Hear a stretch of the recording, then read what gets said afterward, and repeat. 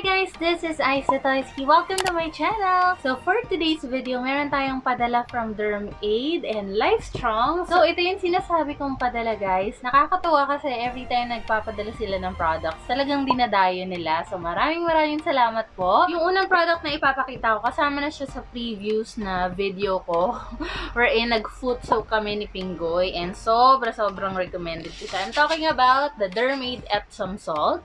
So ang maganda dito sa Epsom salt is pwede kang mag-relax at the comfort of your own home and sobrang bilis lang din niya i-prepare. Especially sa tulad ko na mommy, sobrang busy, ang daming iniintindi yung pag-aalaga ng baby, paglilinis ng bahay and all that. So konti na lang talaga yung time mo for yourself para i-pamper mo yung sarili mo, mag-relax. And then kapag stress ka na sa mga gawaing bahay and gusto mo ng me time, even for a short time, then pwede itong Epsom salt. Meron tong Relax and Calm, which is yung may lavender extract. Ang bango-bango nun. Meron din namang Energy Boost. Mainam yun kapag kunyari after exercise. Or meron namang unscented, which is this one. Ito naman is, ganito yung itsura niya. Oh. Parang beads na asin.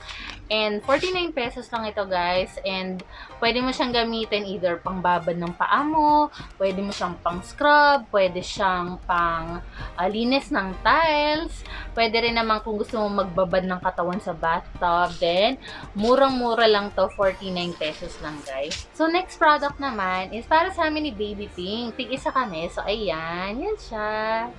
So, this is the DermAid Petroleum Jelly. Ito pang adult. And then, meron silang specially for baby. Sakto, ang cute-cute ng color niya. Ang sakto sa baby pink ko. So, fresh scent to. And made in the Philippines to, guys, in fairness. Tapos, yung amoy niya, sakto lang talaga pang baby. Very gentle, very mild yung amoy niya. So, good na good kay baby. Yung petroleum gel, ginagamit siya for babies to prevent rashes, diaper rashes, ganyan. And also to moisturize the skin, diba?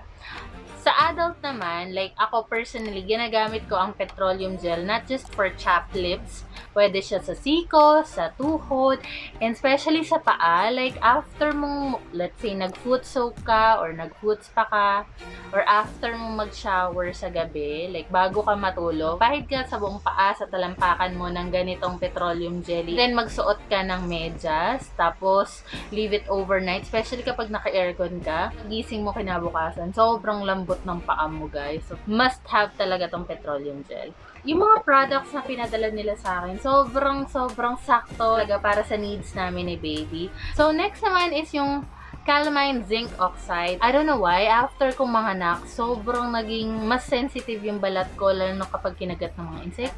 Perfect yung ganito. And ang maganda dito, meron siyang dalawang size. Let's say, kung ayaw mo ng sobrang dami, 30 ml, gusto mo mas malaking size, this one. So yung ganito, para kasi itong lotion, so dapat i-shake mo siyang maigi bago mo gamitin. Meron namang instruction din sa gilid na nakalagay.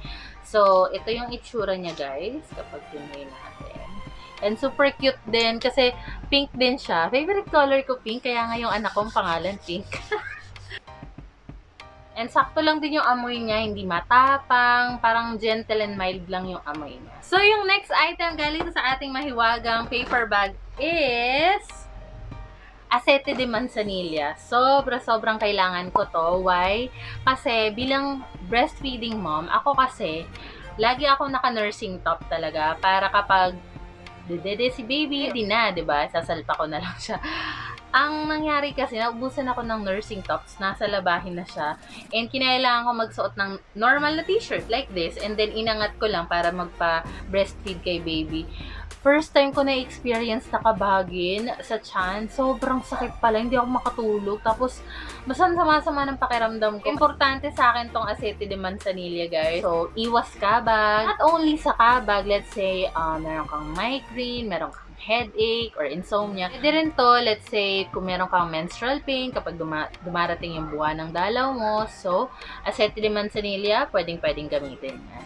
So, next item naman is DermAid Corn and Callus Remover. Yung ganitong klase ng corn and callus remover. Importante siya sa mga paa na merong matitigas na kalyo or makakapal na kalyo. Ako personally kasi, naglilinis ako ng paa ni Pink. Pinapedicure ko siya, minamanicure ko siya, and once in a while, fino-foots pa ko rin siya. And syempre, si Pink, parang normal sa lalaki na mabilis magkalyo kaysa sa babae. Napansin ko lang, siguro kay Pinggoy lang, I don't know.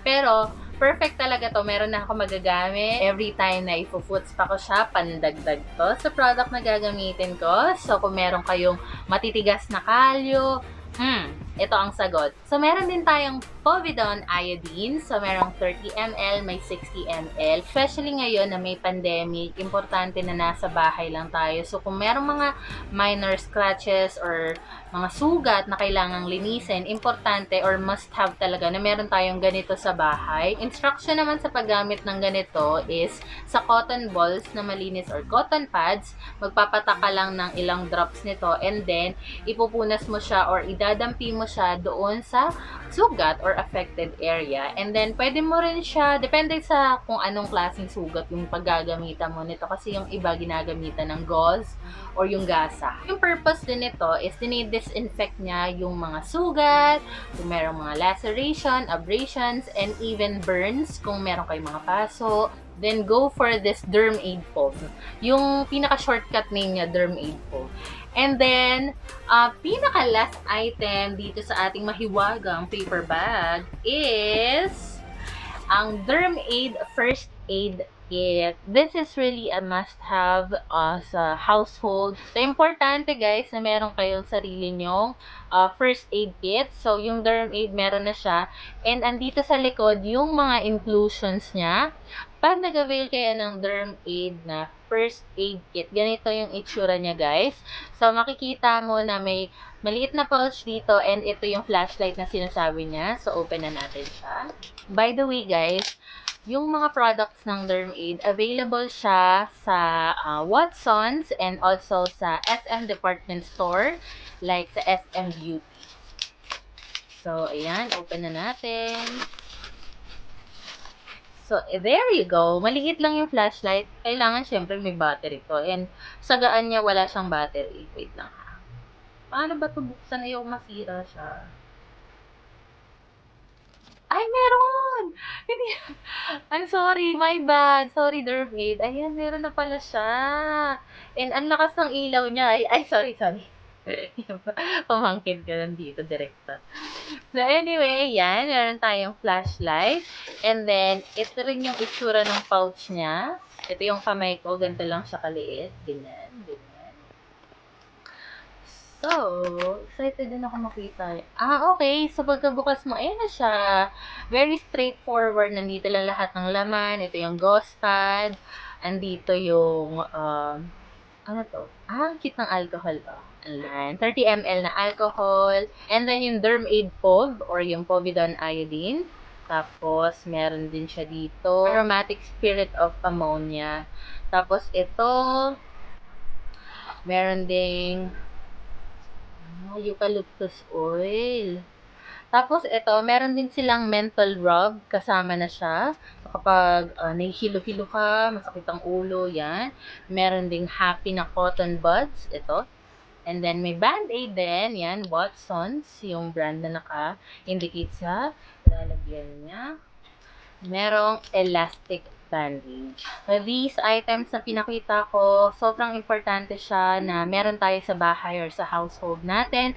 And thank you very much, Derm Aid and Lifestrong, for sending me all these items. Thank you also guys for your time, for watching this, and I hope to see you on my next one. Bye!